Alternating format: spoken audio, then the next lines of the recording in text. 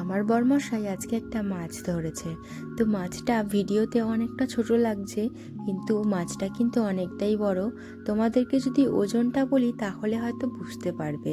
তো 3 কেজি 900 মাছটার ওয়েট আছে। তো 3 কেজি 900 মানে প্রায় 4 কেজির কাছাকাছি। তো এই যে দেখো আমার বাবু মাছটা দেখতে ব্যস্ত। আর এই যে মেন ব্যাপার হলো মাছটা এতটাই ভারী আর এতটাই গাটা স্লিপ করছে, ধরাটাই অসম্ভব ব্যাপার হয়ে যাচ্ছে। আর আমার বাবুর সাথে মেপে দেখেছি, আমার বাবুর থেকেও কিন্তু হাইটে অনেকটাই বড় মাছটা।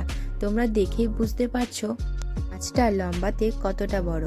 দেখে কিন্তু আমার কেমন একটা মনে হচ্ছিল, যেহেতু গাটা একটু সাপের মতো দেখতে।